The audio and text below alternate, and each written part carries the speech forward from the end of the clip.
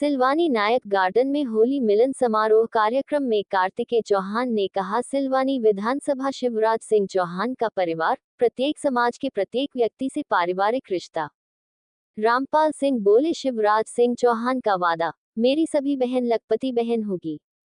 कार्यक्रम को रामपाल सिंह व राकेश शर्मा ने भी किया संबोधित। कार्यकर्ताओं को रंग गुलाल लगाकर होली पर्व की शुभकामना दी।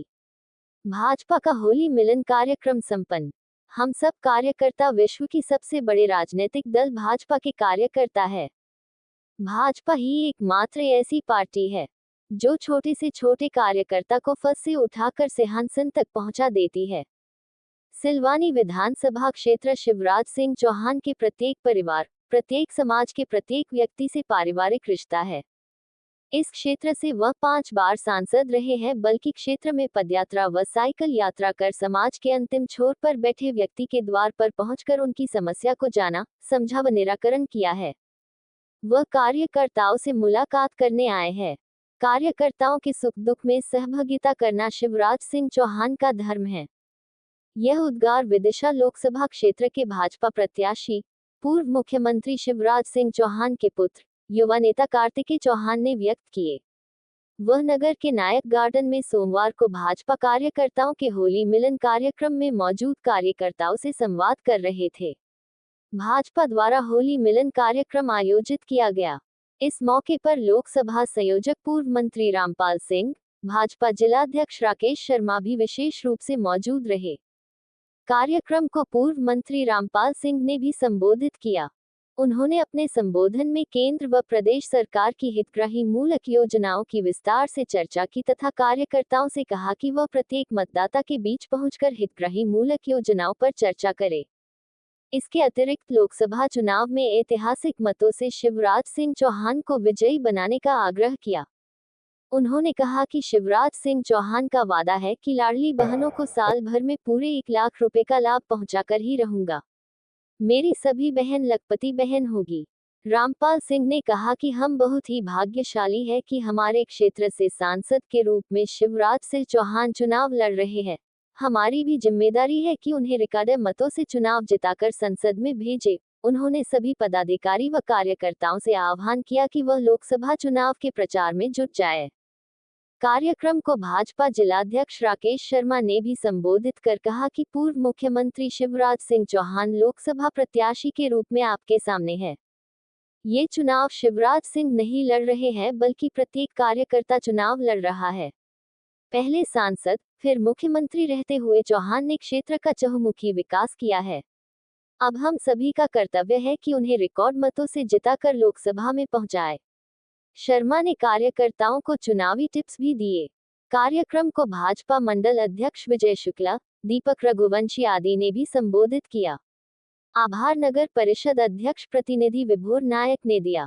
कार्यक्रम स्थल पर पहुंचे युवा नेता कार्तिकेय चौहान, विदिशा लोकसभा संयोजक पूर्व मंत्री रामपाल सिंह राजपूत, भाजपा जिलाध्यक्ष राकेश शर्मा ने होली मिलन कार्यक्रम में शामिल भाजपा कार्यकर्ताओं का गुलाल से तिलक कर सम्मान किया व रंगों के पर्व होली की शुभकामना दी। यहां पर अतिथियों ने फाग गीत पर कार्यकर्ताओं के साथ झांझ मंजीरों का लुत्फ भी उठाया तथा कार्यकर्ताओं का उत्साहवर्धन किया। कार्यक्रम में बड़ी संख्या में कार्यकर्ता मौजूद रहे। जन जन के नेता जिन्होंने इस पिछड़े मध्य प्रदेश को आज अगली पंक्ति में खड़ा करने वाले, देश विदेश में जिनको पहचानने का विराजमान, हम सबों के प्रिय, मैंने बचपन से जिनसे प्रेरणा भी ली है और आज मेरे लिए सौभाग्य का विषय है कि किसी दिन जब मैं बचपन में मंच पे जिनकी गोदी में बैठता था, आज उसी मंच पर खड़े होकर मुझे ये सम्मान प्राप्त हो रहा है कि अपने विचारों को रख रहा हूं। ऐसे आदरणीय ठाकुर रामपाल सिंह जी चाचा, आदरणीय बड़े भाई, संगठन के हमारे जिले के शीर्ष नेतृत्व भैया राकेश शर्मा जी, आदरणीय जोधा दादा, आदरणीय रमाकांत शुक्ला जी, आदरणीय शिवपाल सिंह जी, आदरणीय विजय शुक्ला जी, आदरणीय दीपक रघुवंशी जी, आदरणीय श्याम साहू जी, आदरणीय देवराज जी, आदरणीय रामकृष्ण रघुवंशी जी, आदरणीय मस्तान जी, आदरणीय बाबूपाल, आदरणीय बबलू भैया, आदरणीय साथी, अभी मंच पर मेरे उद्बोधन से पहले ये कह के संबोधित किया गया मुझे कि मध्य प्रदेश के पूर्व यशस्वी मुख्यमंत्री जी के सुपुत्र आप सबके बीच में आए हैं। क्यों आए हैं? तो आप सबको ये लग रहा होगा कि भैया आए हैं तो अपने पिता के लिए वोट मांगने आए हैं, अपने पिता के लिए सहयोग मांगने आए हैं, अपने पिताजी के राजनीतिक भविष्य के लिए आए हैं। मैं उन सब से जो ये सोचते हैं, मैं उन सब की सोच को थोड़ा बदलना चाहूंगा। मेरा आप सबके बीच में आने का सबसे प्रमुख उद्देश्य कोई अपने पिता के लिए वोट मांगना नहीं है। वो जरूरी चीज है, लेकिन एक चीज मैं जरूर बता दूं कि इस मंच पर जब मैं खड़ा होकर आपको संबोधित करता हूं तो इस मंच की गरिमा मुझे ये भी कहती है कि पिताजी से ज्यादा जरूरी ये देश है। और जब मैं आपके सामने आया हूं तो वोट मांगने से ज्यादा ये देश के लिए आया हूं। हम सब यहाँ पर इकट्ठे हैं तो एक कारण से इकट्ठे हुए हैं। हम सबको इकट्ठा किस चीज ने किया है? इस देश में व्यक्ति भी जरूरी है, लेकिन व्यक्ति से ज्यादा इस देश में जरूरी अगर कोई चीज है तो वो देश की विचारधारा। और मानता हूं कि एक एक व्यक्ति जो यहाँ पर बैठा है अपने व्यक्तिगत स्वार्थ को अगर अलग कर दे तो यहाँ पे हर एक व्यक्ति एक विचारधारा के कारण बैठा है। वो विचारधारा जो भारतीय जनता पार्टी के संस्कारों ने हमको दी है, जो पंडित दीनदयाल उपाध्याय जी ने हमको दी है, जो स्वर्गीय अटल बिहारी वाजपेयी जी ने हमको दी है, वो विचारधारा है हमारी राष्ट्रवाद की विचारधारा। वो विचारधारा जो हमें राष्ट्र से प्रेम करना सिखाती है, वो विचारधारा जो हमको जोड़ के रखती है मोती की माला की तरह। आप में से हर एक व्यक्ति उस विचारधारा से प्रभावित है। मैं राजनीति की बात आज करना इसलिए चाहता हूं, वैसे तो आज होली का त्योहार है, रंगों का त्योहार है, लेकिन हमको ये मानना जरूरी है कहीं ना कहीं, चाहे विधानसभा चुनाव हो, इससे पहले के जितने चुनाव हुए हों, उन चुनावों में कहीं ना कहीं हमारा व्यक्तिगत स्वार्थ बीच में आता है। ये मैं मंच से बोलने की साहस करता हूं आप सबके सामने, और मैं कुछ भी बोल रहा हूं तो मैं गलत नहीं बोल रहा हूं, और आप सब जहां जो बैठे हैं वो सब जानते हैं मैं सही कह रहा हूं। हमारा व्यक्तिगत स्वार्थ कई बार चुनावों के सामने आता है। नगर परिषद के, नगर पंचायत के, पंचायती के, सरपंचों के जब चुनाव आते हैं तो ये बात पूरी तरीके से सही है। हर व्यक्ति को, हर वो व्यक्ति जो नेता बनना चाहता है, आगे बनना चाहता है, उसके लिए पंचायती के चुनाव एक पहली सीढ़ी होते हैं, और उसमें अगर वो अपना व्यक्तिगत स्वार्थ सामने लेकर आए तो इसमें कोई बुरी बात नहीं। सबको सरपंच बनना है, सबको चुनाव लड़ने का हक है। दो व्यक्ति जो भारतीय जनता पार्टी के हैं वो भी सरपंची का चुनाव एक दूसरे के खिलाफ लड़ सकते हैं। और जब तक वहां पर व्यक्तिगत स्वार्थ की बात आती है, लेकिन जब बात आती है विचारधारा पे, जब विचारधारा कटघरे में खड़ी होती है, जब विचारधारा की स्थापना की बात आती है प्रदेश के चुनाव में, विधानसभा चुनाव में, और जब विचारधारा की स्थापना की बात आती है लोकसभा के चुनाव में, तब मैं मानता हूं कि किसी व्यक्ति का स्वार्थ उसके देश और उसके प्रदेश से ज्यादा बड़ा नहीं हो सकता। और आज इसलिए मैं आप सबके बीच में आया हूं, कोई मैं केवल एक पिता के लिए वोट मांगने नहीं आया हूं। मैं आया हूं तो सिलवानी के लोगों के लिए, आप सबके लिए। चुनाव में विधानसभा के आप सब ने देखा, मध्य प्रदेश में कोई ये आम चुनाव नहीं हुए विधानसभा के। देश में 5 राज्यों में चुनाव थे। आप सब ने देखा, राजस्थान में अपन अच्छी जीत से सामने आए हैं, छत्तीसगढ़ में अपन ने अच्छी जीत प्राप्त करी, तेलंगाना में हमें हमारे वोट शेयर में इजाफा हुआ है। कुल मिला के अच्छे जीत हमने सभी राज्यों में हासिल करी। लेकिन एक चीज आप जरा सोचें मध्य प्रदेश के बारे में। राजस्थान में कांग्रेस की सरकार थी, वहां पे तख्ता पलट हुआ। छत्तीसगढ़ में कांग्रेस की सरकार थी, वहां पर तख्ता पलट हुआ। लेकिन मध्य प्रदेश में तो भारतीय जनता पार्टी की सरकार थी, और सरकार केवल 1, 2, 3, 4 बार की भारतीय जनता पार्टी की सरकार थी। वो जो बड़े हैं, जो बुजुर्ग हैं, वो इस बात को जानते हैं जब 5वीं बार सरकार बनाने जाते हैं तो नेताओं की ऐसी हालत हो जाती है कि कभी लौटकर जनता उनको दूसरी बार मौका नहीं देती। विपरीत परिस्थितियां थी, पूरा देश कहता था कि मध्य प्रदेश में सरकार नहीं बनने वाली। कांग्रेसी मित्र तो पूरी तैयारी करके बैठे हुए थे कि जिस दिन नतीजे आएंगे मिठाई बंटवाएंगे। बड़े बड़े राजनीतिक पंडित, बड़े बड़े महानुभाव ये कहते थे कि भैया कोई चांस ही नहीं है कि मध्य प्रदेश में फिर से भारतीय जनता पार्टी की सरकार आ जाए। और ऐसी विपरीत परिस्थितियों में 163 सीटें भारतीय जनता पार्टी की सरकार बनाकर अपन ने दी है। प्रतिशत वोट के साथ वापस आती है और 48% वोट शेयर अपन को मिलता है, तो ये आम बात नहीं है। मैं एक चीज से प्रकाश और डालना चाहता हूं।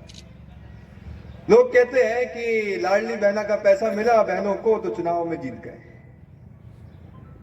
मैं ऐसे लोगों को भी बहुत गलत मानता हूं। केवल किसी के खाते में पैसे डालने से चुनाव नहीं जीते जाते। चुनाव कैसे जीतते हैं? चुनाव तब जीतते हैं जब आपका रिश्ता व्यक्तिगत रूप से नेता के साथ बन जाता है और आपकी भावना नेता की भावना के तरह इस प्रकार घुल जाती है, मिल जाती है जिस प्रकार पानी में शक्कर।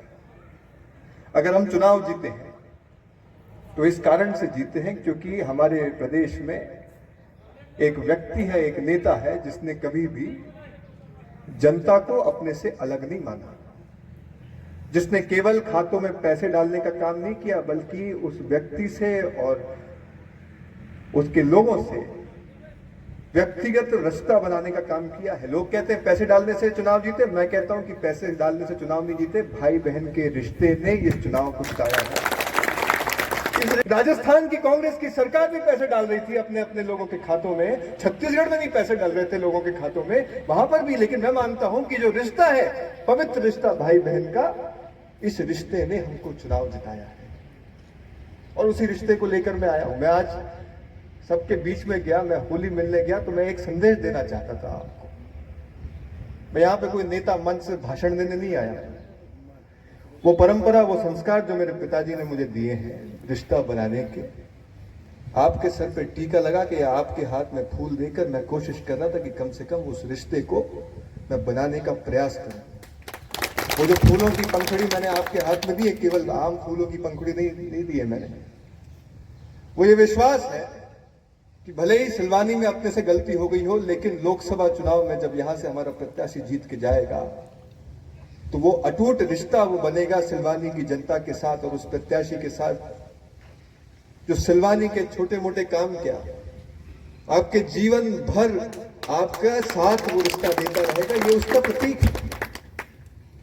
अब जैसा कि मैंने कहा, क्योंकि मैं विश्वास करता हूं सबका साथ और सबका विकास। हमारे माननीय पूर्व मुख्यमंत्री जी के लिए, हमारे प्रत्याशी के लिए कभी भी कोई व्यक्ति या किसी में भेद नहीं हुआ, ये मुझसे बेहतर आप जानते हैं। जब मैं आप लोगों से मिल रहा था तो कई ऐसे चेहरे थे, कई ऐसे नाम थे जो मुझे आके बोल रहे थे कि मैं तब का हूं जब पिताजी ने पदयात्रा करी थी। ऐसे कई लोग यहां पर सामने बैठे, वही लोग जानते हैं कि पदयात्रा के समय से लेकर अब तक आज भी अगर आप उनके सामने चले जाए, हो सकता है आपको नाम से बुलाएंगे, ऐसा व्यक्तित्व है उनका। पदयात्रा के समय से लेकर आज तक वो 5 बार सांसद बन चुके हैं, 4 बार मुख्यमंत्री बन चुके हैं और ये 6वीं बार संसदीय का चुनाव लड़ने जा रहे हैं। लेकिन आज भी आप उनके पास जाकर अगर बैठेंगे तो आप जानते हैं कि उनके व्यक्तित्व में, उनके संस्कार में, और आज भी वो वही नेता है जो उस समय थे पदयात्रा के समय, और आज भी उनका वैसा ही स्वभाव है और आज भी उसी तरह आपको गले से लगाएंगे जो उस समय लगाया करते थे। ये आप सब मुझसे बेहतर जानते हैं। चीज और कहना चाहूंगा, देखो आप में से कोई भी व्यक्ति है, ये मानते हैं सबके सब कि 5 साल तो अपनी सरकार प्रदेश में रहेगी, वो तो कहीं नहीं जा रही। उसके बाद आने वाले दिनों में हमारे देश के प्रधानमंत्री नरेंद्र मोदी जी बनने वाले हैं, उसमें भी कोई दो राय नहीं है। भारतीय जनता पार्टी की सरकार प्रचंड बहुमत से देश में आ रही है, उसमें भी कोई दो राय नहीं है। ये सब जानते हैं कि कांग्रेस की नीति और नीयत दोनों गलत थी, इसलिए कांग्रेस के बड़े बड़े नेता आज कांग्रेस पार्टी को छोड़कर भारतीय जनता पार्टी का दामन थाम रहे हैं। कांग्रेस के सारे नेता ने अपने नेतृत्व में विश्वास उठ गया उनका, आप सब जानते हैं। तो फिर काहे की कांग्रेस? क्यों बचे कांग्रेस हमारे बूथ पर? क्यों बैठे कांग्रेस के नेता पोलिंग एजेंट? सबके सब क्यों नहीं भारतीय जनता पार्टी में आ सकते? जरूरी ये नहीं है कि हम जीते, जरूरी ये है कि हमारी विचारधारा पंक्ति के अंतिम छोर पर खड़े व्यक्ति के दिलों में, रगों में समानी चाहिए। और इसीलिए मैं आप सबके बीच में आया हूं, आपका विश्वास लेने, आपका आशीर्वाद लेने। और आपका नो जो छोटी बात, छोटा मुंह बड़ी बात, लेकिन कई प्रकार की राजनीतिक विषय आपके मन में है। पोलिंग पर मैं जानता हूं क्या राजनीति होती है। एक व्यक्ति जिस तरफ चला जाए तो दूसरा व्यक्ति सबक सिखाने के लिए, उसको नीचे करने के लिए दूसरी तरफ चला जाता है। इस राजनीति से मैं वाकिफ हूं। हर व्यक्ति के मन में कहीं ना कहीं ईगो है कि भाई ये सामने वाला अगर आगे बढ़ गया तो मेरी राजनीति का क्या होगा, मेरा पत्ता कट हो जाएगा। ऐसी कई परिस्थितियां होती हैं, लेकिन आप सोचिए कि आपका व्यक्तिगत स्वार्थ आज जरूरी है कि देश का भविष्य जरूरी है? आपके व्यक्तिगत स्वार्थ का समय आएगा जब स्थानीय निकाय के चुनाव आएंगे, जब सरपंची के चुनाव आएंगे, जो करना है कर लेना, जैसे लड़ना है लड़ लेना, लेकिन प्रधानमंत्री नरेंद्र मोदी जी के लिए हम सबको एकजुट होना पड़ेगा, क्योंकि देश का सवाल है। जिस तरीके से एक भी पोलिंग अगर अपन हारते हैं तो तकलीफ होती है, एक भी अगर पोलिंग हारेंगे तो आप सोच लीजिएगा, जहां एक तरफ मोदी जी की लहर में, और मैं बता रहा हूं फिर से, जहां जहां मैं जा रहा हूं, एक तो मोदी जी का प्रभाव है लोगों पर, दूसरा अपने मामा जी, अपने प्रत्याशी बहनों के मन में अथाह प्रेम है उनके लिए। और ऐसी प्रचंड लहर के बाद भी अगर कोई पोलिंग अगर अपन हार जाते हैं तो वो पोलिंग का कार्यकर्ता जरा ये खुद सोचे कि 5 साल अपना काम कैसे कराएगा। प्रदेश में भी अपनी सरकार है और केंद्र में भी अपनी सरकार बनेगी। ये भी जरा सोचिए कि जब उस पोलिंग के कार्यकर्ता को अपना काम लेकर दिल्ली जाना पड़ेगा, वल्लभ भवन जाना पड़ेगा, किसी सरकारी दफ्तर में जाना पड़ेगा, तो कठिनाई तो होगी, मान सम्मान में तो उसकी भी कमी आएगी। व्यक्तिगत चाहे जितनी भी रंजिश निकाल ले, जितना भी लड़ ले, लेकिन काम कराने में उस व्यक्ति को दिक्कत आएगी, उसके मान सम्मान में कमी होगी। और इसलिए मैं आया हूं, तो मैं कहता हूं मैं आपके लिए आया हूं, आपके मान सम्मान की चिंता करने के लिए आया हूं। और आपके मान सम्मान की चिंता मेरे साथ साथ आपको स्वयं करनी पड़ेगी, अपने पोलिंग बूथ को जिताकर। बुलाई उन्होंने कहा कल यानी 1 तारीख को एक साथ पूरे 22 मंडलों की बैठक होना है। इससे पहले हमने दोनों मंडलों की एक बैठक आपके साथ करी। आदरणीय कार्तिक जी का निश्चित ही उन्होंने जो कहा, मैं उनकी बातों से पूर्ण रूप से सहमत हूं। उनका कोई स्वार्थ नहीं, लेकिन मेरा स्वार्थ जरूर है। मेरा स्वार्थ क्या है? मैं संगठन का जिलाध्यक्ष हूं और संगठन के जिलाध्यक्ष का महत्वपूर्ण काम है कि संगठन को नीचे तक एक्टिव रखना। पूरे चुनाव में अगर संगठन बूथ तक काम एक्टिव नहीं रहेगा, बूथ तक काम नहीं रहेगा संगठन का, तो हम कितने ही भाषण कर लें, मैं कितना ही आपके सामने भाषण करूं, मुझे लगता है कि हम कोई भी चुनाव नहीं जीत सकते हैं। चाहे मोदी जी भी अगर भाषण करके चले जाएं, चाहे हमारे प्रदेश अध्यक्ष जी, राष्ट्रीय अध्यक्ष जी भी अगर भाषण करके चले जाएं, और अगर बूथ पर काम करने वाला कार्यकर्ता एक्टिव होकर काम नहीं करेगा तो हम कोई भी चुनाव नहीं जीत सकते हैं। जीतते हैं तो आपके काम से, आपकी मेहनत से, बूथ के कार्यकर्ताओं की मेहनत से। इसीलिए ये पार्टी की जो विदेश जाके भी अध्ययन किया, राजनीति शास्त्र पर भी अध्ययन किया, और भावना जो जनता की है, जन भावनाओं के हिसाब से कैसे काम हो, देश राष्ट्र के लिए हम लोग क्या अच्छा कर सकते हैं, राष्ट्रभक्ति की भावनाओं कूट कूट के उनके अंदर जो संस्कार भरे हुए उनको आपने सुना और वो आ जाए। हमारे दोनों मंडल अध्यक्ष, उनके भाषण भी पहले हो गए, हमारे शुक्ला जी, दीपक जी, मंच में बैठे हुए सभी लोगों के नाम हम करें यहाँ से शुरू। रावत जी मना आपका कहना था कि इसके पहले बनाई, लेकिन विलंब हो गया विशेष कारणवश, और इसलिए आपको 3-3 सूचनाएं देके आज तीसरे दिन हम लोग आपके बीच में उपस्थित हुए हैं। इस होली के रंगों के पर्व पे आपको बधाई और शुभकामनाएं। हम सब लोग होली के पर्व पे एक दूसरे से मिलते हैं, सुख दुख में जाते हैं और एक दूसरे को मिलकर सुख दुख भी बांटते हैं, शेयर करते हैं और मिलते हैं। कई लोगों की बुराई भी होती है, तो होली के दिन दिल खिल जाते हैं, रंगों में रंग मिल जाते हैं, सब एक दूसरे से मिलते हैं, प्रसन्न होते हैं। और संगीत भी होता है, होलियां गाते हैं हमारे गांव में, आदिवासी अंचल में भजन कीर्तन करते हैं। अब तो ये समय, या जनपद अपना, नगर पंचायत अपनी, जिला अपना, मध्य प्रदेश अपना, दिल्ली में माननीय मोदी जी, मध्य प्रदेश में अपनी सरकार, आगे चल के काम भी आपको करना है। कांग्रेस का तो सफाया ही हो गया, कांग्रेस बची नहीं, मिट गई कांग्रेस। अभी कमलनाथ जी भी आते आते रुक गए, अब कह रहे हैं क्या हाल है, वहां के कांग्रेस के विधायक टूट गए, विधायक ही छोड़ के आ गए बीजेपी। ऐसी लहर माननीय मोदी जी के नेतृत्व में राम लहर, और इस लहर का पूरा प्रयोग करके आज आपको होली के पावन पर्व पे आपको निवेदन करने आया हूं। बूथ की टीम पे हमारे वरिष्ठ जो मंचासीन अतिथि हैं, उनको भी प्रार्थना करने कि अब का पूरा समय चुनाव तक 7 मई शिवराज मई होना चाहिए। होगी कि नहीं बताओ? एक तरफ कमल कमल खिलेगा, गर्मी का सीजन है, मतदान भी ज्यादा कराना, अपना मतदान ज्यादा कराएंगे जब तक वोट बढ़ेगी और जिले में अपना कद बढ़ेगा कार्यकर्ताओं का। अभी कार्यकर्ता जाते हैं तो गैरतगंज में लोग थोड़ा व्यंग कसते हैं हमारे कार्यकर्ताओं का, क्या करते रहे भैया, क्या हो गया, तो कार्यकर्ता झुक जाता है, हमारा मन भी थोड़ा हल्का हो जाता है। देखो इतने बहादुर कार्यकर्ता। किस तरह का आज कार्यक्रम सिलवानी में रखा गया है? आज तो आनंद का कार्यक्रम था, उत्सव का कार्यक्रम था, सभी कार्यकर्ता साथियों के साथ रंग पंचमी होली का कार्यक्रम था, और साथ ही में माननीय मोदी जी की जो होली की राम राम थी सभी कार्यकर्ता साथियों तक पहुंचाने के लिए कार्यक्रम रखा गया था। कई विषयों पर, संगठनात्मक विषयों पर भी यहाँ पर चर्चा हुई। आदरणीय पूर्व मंत्री जी का हमको आशीर्वाद, मार्गदर्शन मिला, आदरणीय जिलाध्यक्ष जी का मार्गदर्शन मिला, और हमें पूरा विश्वास है इस बार जो लोकसभा का चुनाव होने जा रहा है उसमें विदिशा को सिलवानी से एक प्रचंड जीत मिलने जा रही है। सभी कार्यकर्ताओं ने इस विषय पर संकल्प लिया है। लगातार कैंपेन कर रहे हैं आप चुनाव में, कितना लक्ष्य लेके चल रहे हैं लोकसभा चुनाव जीत का आप?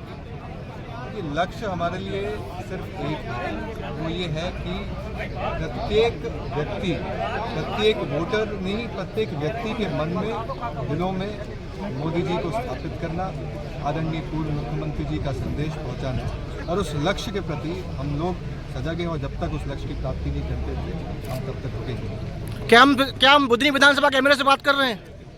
बुधनी विधानसभा के एक साधारण कार्यकर्ता से बात कर रहे हैं। भविष्य के एमएलए से बात कर रहे हैं क्या? बिल्कुल भी नहीं, केवल इस वजह से कि मैं किसी का बेटा हूँ, मुझे बुधनी का उत्तराधिकारी नहीं बना देता। मैं एक साधारण कार्यकर्ता हूँ और कार्यकर्ता हूँ। 5 तारीख को पूर्व मुख्यमंत्री शिवराज सिंह चौहान का कार्यक्रम प्रतापगढ़ में जो अभी सूचित हुआ है, किस तरह का आयोजन होगा आज प्रतापगढ़ में 5 तारीख को? पदयात्रा सांसद रहते हुए माननीय हमारे लोकप्रिय प्रत्याशी, हमारे नेता माननीय शिवराज जी चौहान साहब ने जैतारी सर्कल में पदयात्रा की थी।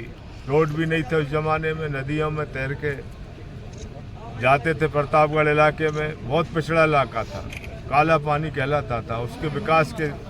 उसका विकास उनके नेतृत्व में हमने किया।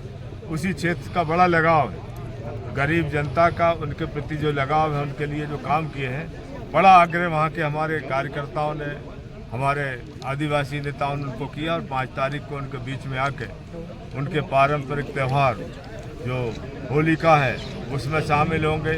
उनके अन्य भी कार्यक्रम है जो आयोजन है उनके संस्कृति के, उसमें शामिल होंगे। और कार्यकर्ता भी वहाँ पर, हमारी जनता को भी निवेदन है कि 5 तारीख को काफ़ी संख्या में प्रतापगढ़ आके अपने जो माननीय शिवराज जी चौहान साहब है उनको मिले, उनको सुने, और काफ़ी संख्या में वहाँ पधारें। और ये सौभाग्य हमको मिला है उनको सुनने का।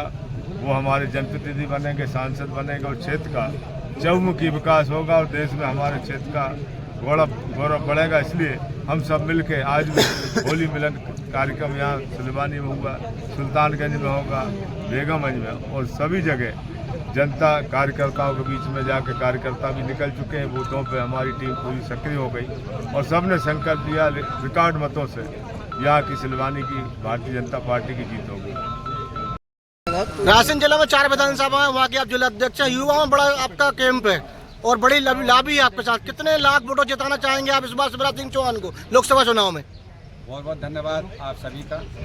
आपने मुझे बोलने का और अपनी बात रखने का अवसर दिया। देखिए निश्चित ही आपने सही कहा कि 4 विधानसभा हैं।